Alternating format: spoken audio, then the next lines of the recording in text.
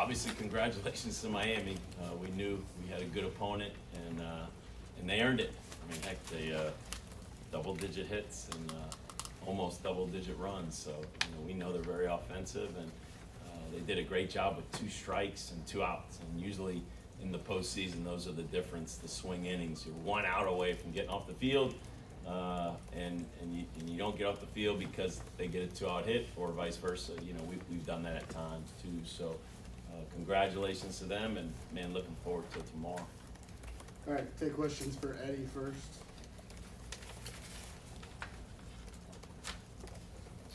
Eddie, you've had quite the impressive tournament, even though you didn't get the result you guys wanted today. What have you been doing so well this postseason? Just honestly trying to do what I can to help my team. I'm not trying to be selfish and do too much, but just try to come up big for my team in the situations that we needed.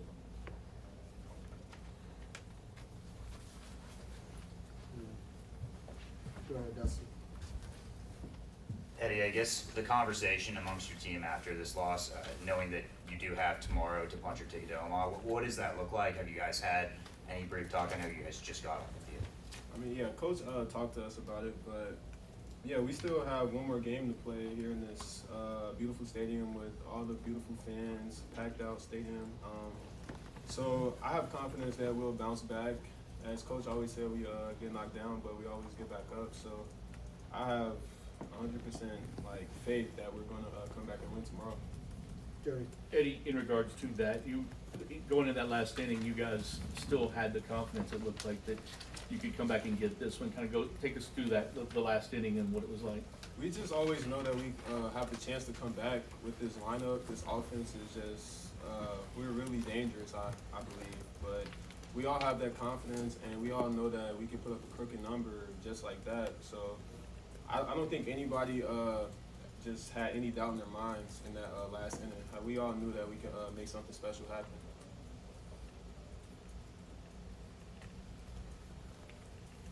Eddie, can you just talk about your approach at the plate and specifically over the course of these last couple games, what is your mindset going to the plate and how is it working out for you that you're getting these kind of results?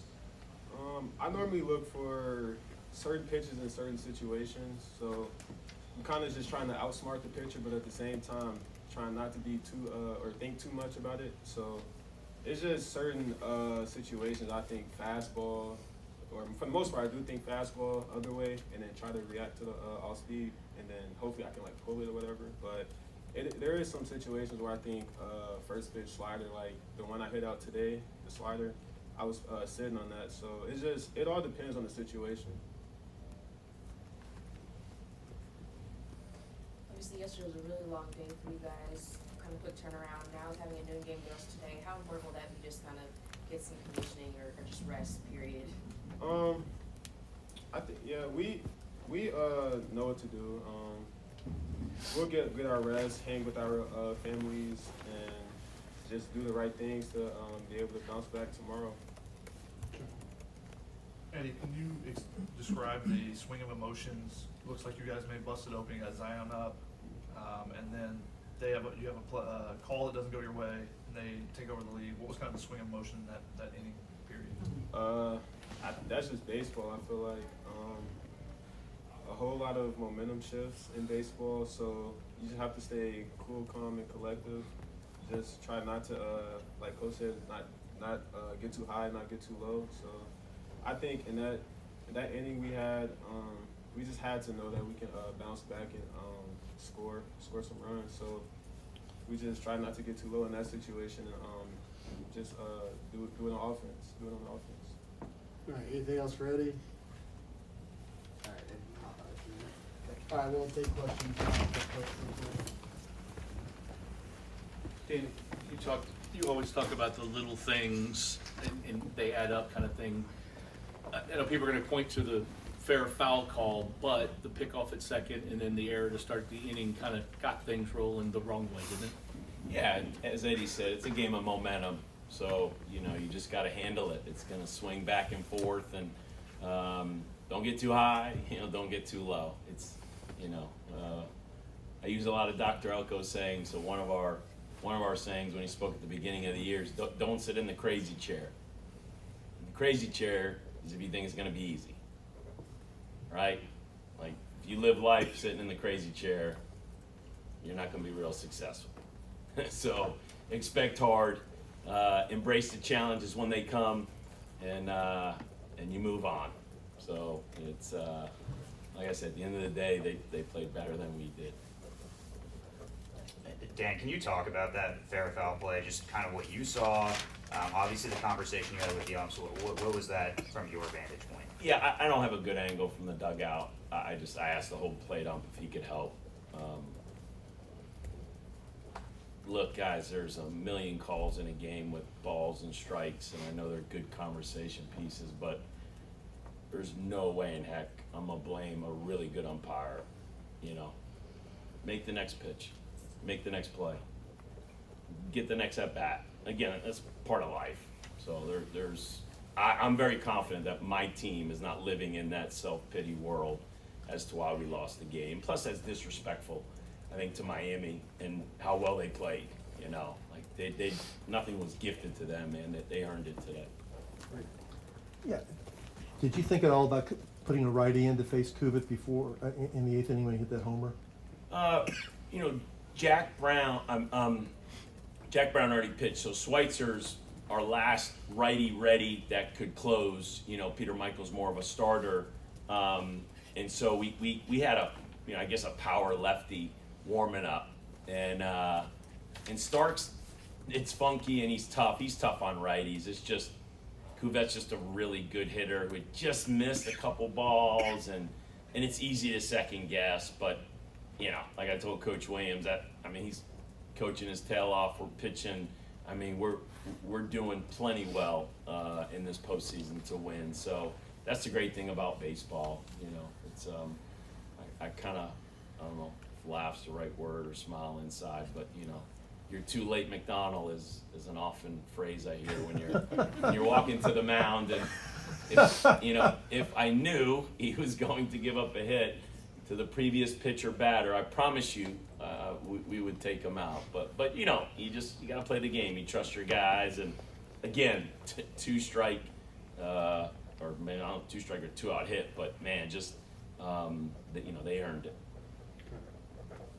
And JD talked about yesterday about how they kind of got out of their normal approach. I mean, what you'd seen on tape and stuff, did this seem more like the offense that you're probably anticipating?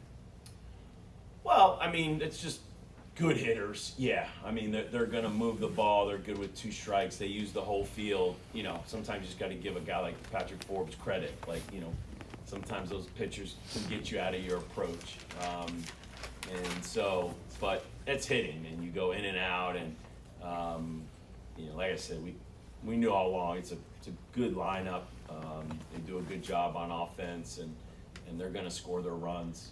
So we'll be ready tomorrow. Coach, will it be Eberle starting tomorrow? And if so, what is your confidence in him? Yeah, I mean, right now, as well as he's pitched, definitely, you feel good that you got a really good starter. I'm sure he's excited and chomping at the bit as much as he would have liked to have won today. Man, he gets a chance to pitch at Jim Patterson Stadium. So, knowing how he is, and again, it's like, control your emotions and take a deep breath and, man, enjoy this. This is fun. Good. Considering what's at stake tomorrow, Dan, what is your message to your kids? For us, it's, again, just really enjoy this journey. We've been saying it a lot, especially the past few weeks, man. Destination is not, on our mind. This is the best weekend in college baseball. I mean, conference tournament's fun. The next stage is fun. But you don't get to play in front of 6,000 at Jim Patterson Stadium. So my message is enjoy this, man. This is the best weekend you'll ever have in college baseball, so you better enjoy it. Come out and have fun. And then kind of piggybacking off that, what the message was, after that 4th inning, you looked kind of fired up in the dugout. What were you saying to your guys there when Miami took the lead from y'all? Probably the similar messages. We talk about another phrase we have, so what, now what, so what? It's nothing we can do about it, it's really it's the question, now what? Now what are you gonna do? And, you know, so what? So lots of times I'm just giving staple messages that we consistently portray throughout the year and want them to just seep in and have them the ability to turn to something when they need it. And as we know, all these trials and tribulations and tests and ups and downs, like, I'm not saying you guys are old, but this is an older crowd in here, right? Life is this is life, right? I mean, this is part of it. So I'm super excited. Like I said, I believe in these guys. I trust these guys. Man, I'm so ready to play. And as much as I love doubleheaders, I wish they would let us play tonight at some point. But we'll see what time they want us to show up tomorrow. Anything else? All right.